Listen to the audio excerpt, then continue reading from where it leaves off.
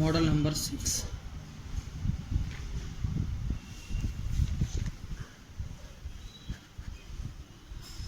ఒక తరగతిలో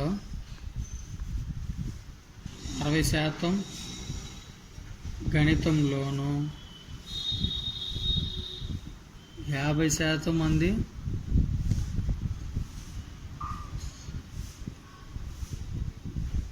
ఇంగ్లీష్లో ఫెయిల్ అయ్యారు. ఆయన 2 పరీక్షలలో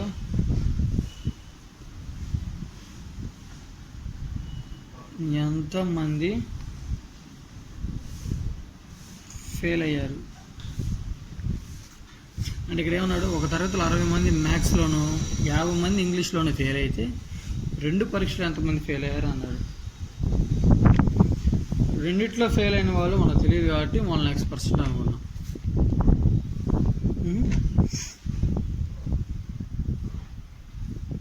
అసలు మొత్తం ఎంత ఉంటారు? 100%. అందులో ఒక మ్యాథ్స్ ఒక్కటే వచ్చేలకి 60%, ఒక్క ఇంగ్లీష్ ఒక్కటే వచ్చేలకి 50%. మనకి రెండిట్లో ఫెయిల్ అయిన వాళ్ళు కనుక్కోవాలి. సో ఇప్పుడు N/A union B = NA + NB - N/A intersection అంటే 100 = 60 + 50 - X. 100 = 110 - X. X = 110 - 100. X = 10%.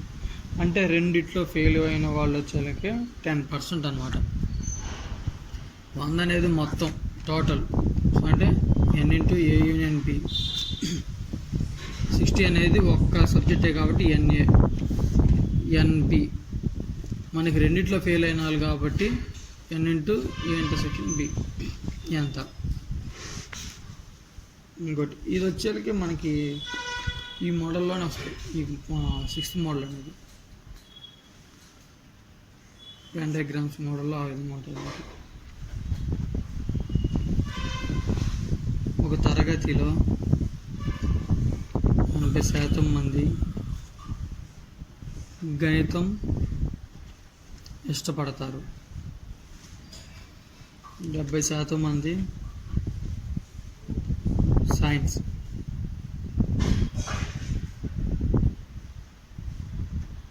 ఇష్టపడతారు. 30% మంది రెండింటిని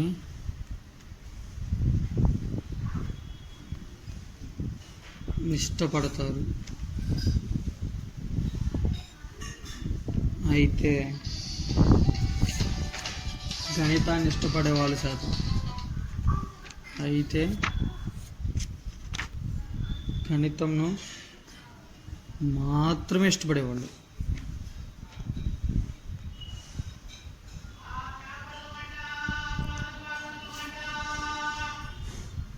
ఇక్కడేమన్నాడు, ఒక తరగతిలో 80 మంది గణితాన్ని ఇష్టపడుతుంటే 70 మంది సైన్స్ని ఇష్టపడుతున్నారు. 30 మంది రెండింటిని ఇష్టపడుతున్నారు. అంటే ఒక తరగతి, ఇది ఒక తరగతి అనుకుంటే అందులో 70 మంది, ఒక తరగతిలో 80 మంది మ్యాథ్స్ ఇష్టపడుతున్నారు, 70 మంది సైన్స్ని ఇష్టపడుతున్నారు. అంటే మ్యాథ్స్ వచ్చేలకి 80%,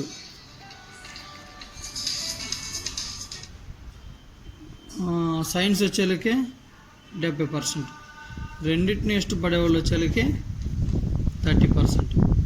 అంటే ఓన్లీ మ్యాథ్స్ని ఇష్టపడే వాళ్ళు ఎంత ఉంటారు? 80లో 30 పోతే ఇక్కడ ఒక 50 మంది ఉంటారు. ఇక్కడ 70లో 30 పోతే 40 మంది ఉంటారు. అంటే ఇదేంటంటే మ్యాథ్స్ని ఇష్టపడే వాళ్ళు ఉన్నారు, సైన్స్ని ఇష్టపడే వాళ్ళు ఉన్నారు. పర్టికులర్గా మ్యాథ్స్ని మాత్రమే ఇష్టపడే వాళ్ళు అంటే రెండింటిని ఇష్టపడే వాళ్ళ నుంచి తీసేయాలి. ఇప్పుడు చూద్దాం. మ్యాథ్స్ వచ్చి 80%, సైన్స్ వచ్చి 70%.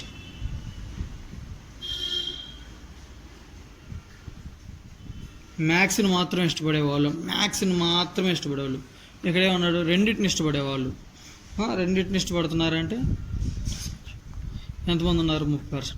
మ్యాథ్స్ని మాత్రం ఇష్టపడుతున్న వాళ్ళు అన్నప్పుడు మ్యాథ్స్లో నుంచి రెండింటిని ఇష్టపడే వాళ్ళని తీసేస్తే మనకు అది వచ్చింది.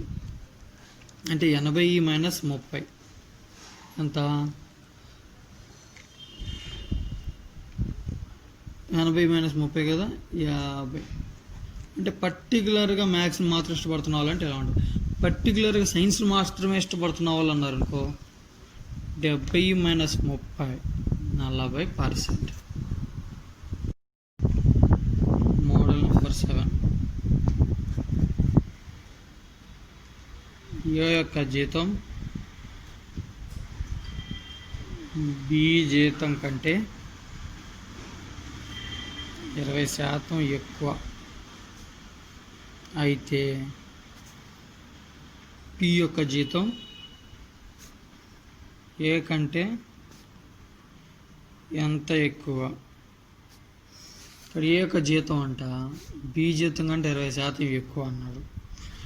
ఏ యొక్క జీతం బి జీతం కంటే 20% అంటే పి 100 అయితే ఏ వచ్చేలేకే 120 ఉంటుందన్నమాట. అయితే బి యొక్క జీతం ఏ కంటే ఎంత తక్కువ అన్నాడు. ఇది 120 ఉంది. అంటే బి యొక్క జీతం 100 ఉంటే ఏ యొక్క జీతం 120 ఉండేది. ఇక్కడ ఏమన్నాడు? బి యొక్క జీతం ఏ కంటే ఎంత తక్కువ అన్నాడు. ఫర్ ఎగ్జాంపుల్ ఏ 100 ఉంది అనుకుంటే బి ఎంత ఉంటాడు? తక్కువలో ఉంటాడు. ఆల్రెడీ మనకు తక్కువ అని తెలిసింది. సో తక్కువ బై ఎక్కువ ఇంటూ 100. 0 0 5 6 3 2 3 2 50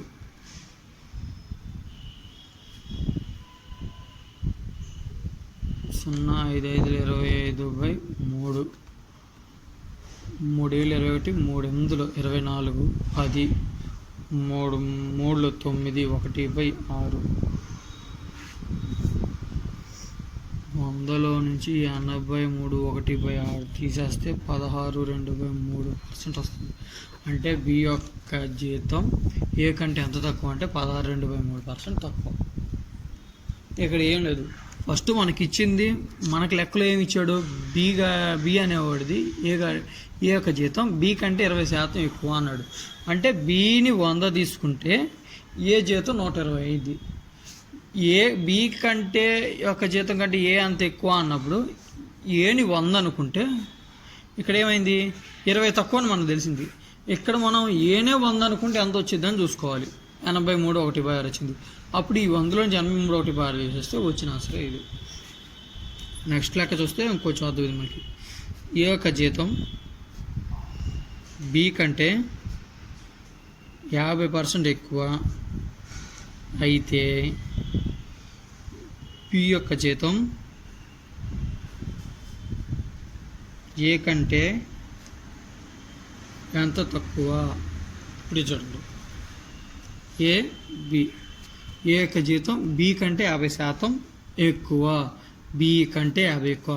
బిని 100 అనుకుంటే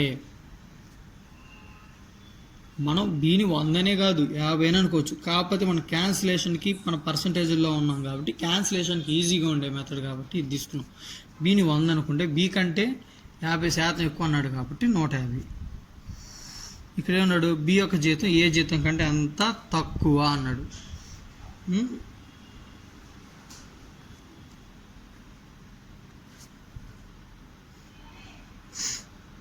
ఇప్పుడు వీళ్ళిద్దరి మధ్య డిఫరెన్స్ ఎంత ఉంది? 50. ఇప్పుడు మనల్ని బీది కనుక్కోమన్నాడు కదా, 150 ఇంటూ 100.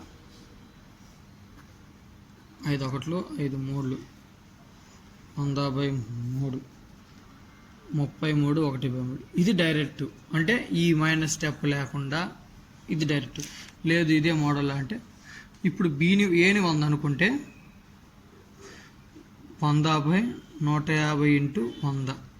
0కి 0 క్యాన్సిల్. 2 3 200/3 2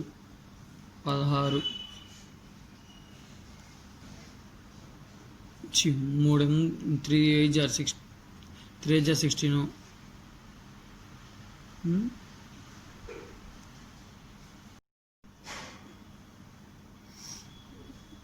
3 6 18 18 అన్నప్పుడు ఇంకా 20 మిగిలిద్ది 3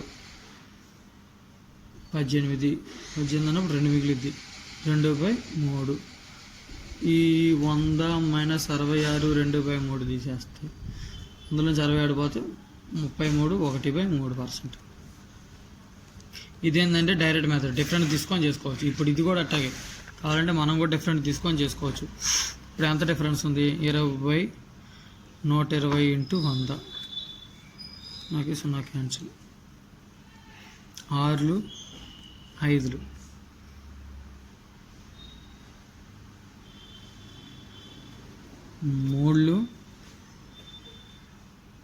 10 50/3 5 1 5 3 1 3 20 వచ్చింది.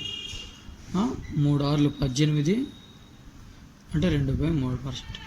డైరెక్ట్ మెథడ్ వచ్చేకి ఏంటిది? ఇక్కడ వీటి డిఫరెన్స్ తీసుకొని బై ఇది × 100 డిఫరెన్స్. 120 - 100 డిఫరెన్స్ అంతా 20. బై 120 × 100. సేమ్ ఇందులో కూడా 150కి 100కి డిఫరెన్స్ తీసుకున్నాం, 50 వచ్చింది. 150 × 100 వేసుకుంటే డైరెక్ట్గా వచ్చేసింది. లేదు అలా అది ఒకవేళ కన్ఫ్యూజ్ అవుతాను అనుకుంటే దీన్ని మళ్ళీ 100 అనుకొని 100/150 × 100 వేసుకొని వచ్చిన వాల్యూలో నుంచి మళ్ళీ 100లో నుంచి ఆ వచ్చిన వాల్యూని తీసేస్తే రిమైనింగ్ వచ్చేది దీని ఆన్సర్. మా వీడియోస్ కానీ మీకు నచ్చినట్లయితే సబ్స్క్రైబ్ చేయండి, అలాగే మీ ఫ్రెండ్స్కి షేర్ చేయండి, లైక్ చేయండి. మీకు ఏమైనా అర్థం కాకపోతే కామెంట్ రూపంలో తెలియజేస్తే మేము మళ్ళీ వివరిస్తాం. Thank you for watching this.